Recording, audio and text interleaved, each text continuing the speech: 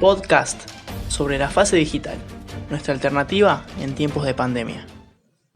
Como todos sabemos, el COVID-19 es un virus que llegó a cubrir la totalidad del mundo. Desde noviembre en China y desde marzo en Argentina, que llegó el primer caso, se empezó a extender esta cuestión pandémica y de cuarentena, donde las tecnologías de la comunicación, el entorno virtual y tantas otras cosas tecnológicas que nos atraviesan diariamente tomaron mayor relevancia aún en este contexto pandémico, en este contexto donde la salud era primordial y donde tuvimos que recluirnos cada uno en su casa, ya sea por cuestiones sanitarias, por cuestiones económicas y porque lo dispuso el gobierno, y no solo el gobierno sino la Organización Mundial de la Salud como una herramienta efectiva para poder combatir este virus. Las tecnologías de la comunicación, tantas veces mencionadas, especialmente en este contexto pandémico, tomaron mucha relevancia a la hora de afrontar estos nuevos desafíos, especialmente considerando que estas tecnologías estaban siendo utilizadas de menor manera y actualmente son las principales herramientas para transmitir no solamente información, noticias, sino también atraviesan el entorno de la educación virtual, el entorno de la educación popular. Así también podemos ver cómo la gente se comunica, se informa mucho más a través de los diarios digitales, sabiendo que en este contexto era poco probable poder conseguir o adquirir un diario papel, un libro, y bueno, se fomentó la lectura digital,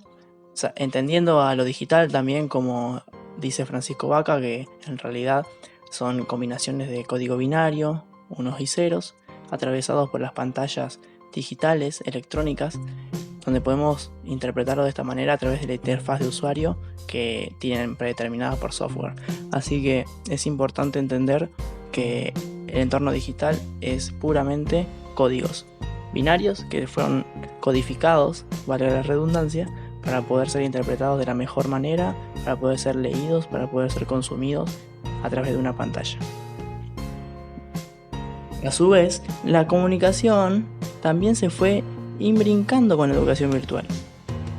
No de una manera separada, sino todo en simultáneo, todo en conjunción,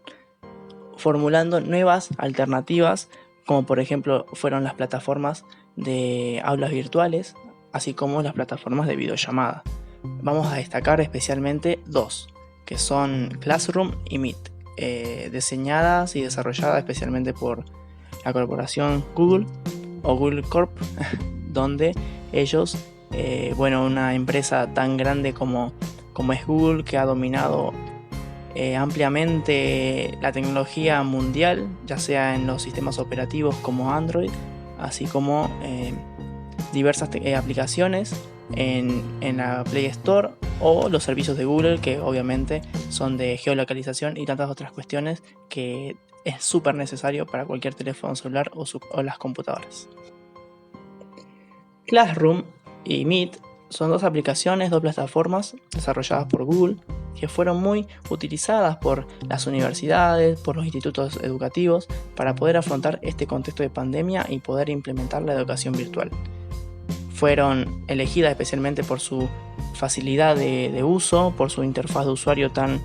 accesible, tan intuitiva, donde podemos ver que Classroom es una plataforma de aula virtual donde se pueden establecer foros de debate, donde se pueden proponer trabajos prácticos para desarrollar y encima adjuntar archivos docs, PDFs, incluso enlaces directos con Drive y al mismo tiempo enlaces directos con Meet. Classroom no es una plataforma de videoconferencias, Meet sí lo es, por eso se complementan. Meet, a diferencia de Zoom, es una plataforma que no tiene límite de tiempo, ya sea institucional o no tiene límite de tiempo para poder realizar las videoconferencias y permite el acceso a aproximadamente 250 personas a la videoconferencia, a la videollamada. Así que es muy utilizada, muy recomendable, aparte cifrada y enlace directo con Drive o con YouTube. Así que las clases quedan grabadas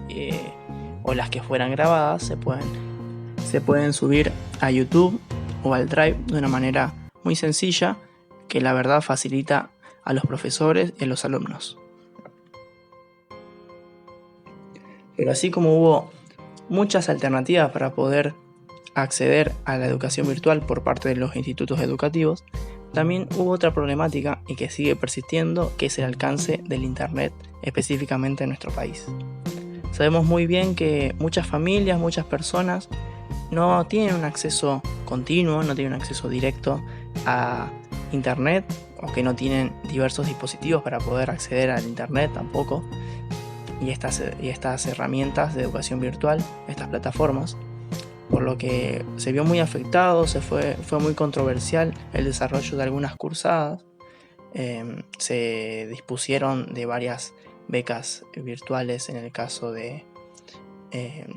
la Universidad Nacional de Salta, pero aún así no fueron suficientes para acaparar todo el rango de estudiantes que la verdad necesitaban una ayuda económica para poder afrontar, o si la tenían,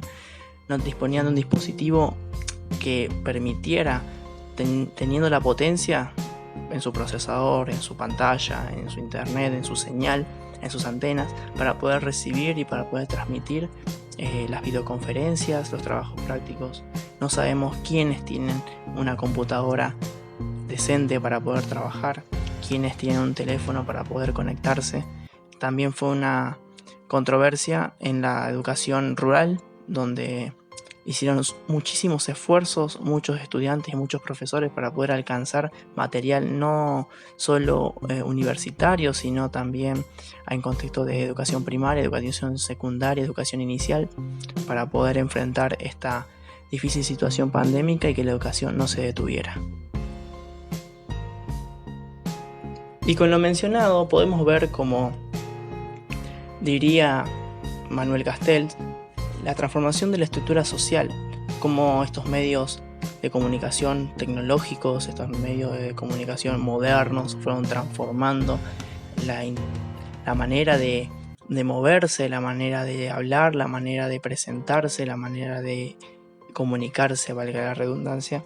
y también cómo transformaron las prácticas sociales. En este caso fueron forzosas, fueron una manera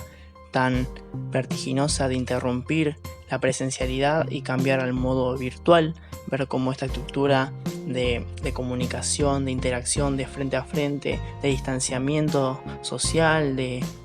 tantas cuestiones que fueron dándose en este contexto de cuarentena, en este contexto de pandemia, y que sabemos que son momentáneas, se espera, o por el momento todavía no están solucionadas. Así que es muy importante entender cómo esta transformación de la estructura de las prácticas sociales se ven tan fuertemente en nuestra sociedad, en nuestras comunidades, en la educación virtual, y no solo en estos entornos, sino también se han cerrado los cines, se hizo la casa de un cine, hemos consumido tantas películas, tanta música, tantos videos, hemos hecho aún más personal, aún más una extensión nuestra, los dispositivos eléctricos, los dispositivos electrónicos como los teléfonos, las computadoras, las plataformas como Netflix, como Amazon Prime, y ahora que está llegando Disney Plus también para poder consumir contenido. Y lo mismo con los teléfonos, lo mismo con la educación virtual, lo mismo con las plataformas como Classroom, como Meet, las videoconferencias, la educación virtual. Y sin más que decir, también entender que esta transformación estructural veremos cómo la iremos afrontando a futuro, veremos cómo iremos adecuando la presencialidad con la virtualidad, veremos cómo va evolucionando este coronavirus que nos ha afectado a todo el mundo, y veremos cómo se irá condicionando la comunicación, la interacción humana, y cómo saldremos adelante de esta situación. Como conclusión, analizar cómo el COVID-19, la pandemia, la cuarentena, modificó nuestras maneras de movernos, de ser, de estar en este mundo, en nuestra realidad, cómo la educación virtual se abrió paso ante un contexto desafiante, cómo las herramientas tecnológicas, las TICs y todas estas plataformas virtuales ayudaron también a poder salir adelante en contextos pandémicos de reclusión social, de aislamiento cada uno en su casa, en contextos sanitarios tan difíciles. Y también ver cómo avanzar en un 2021 en lo que resta del 2020 también y en toda esta nueva década que empieza con el alcance de Internet, con el alcance de las tecnologías, ya sea en materia gubernamental como en el desarrollo de las industrias, y poder ver y analizar también, pensar un poco cómo esta transformación de la estructura social, de las prácticas sociales, van a ir dándose en esta década y en lo que viene, entendiendo que el COVID-19 todavía no es algo que se resolvió, sino que está en proceso de resolverse.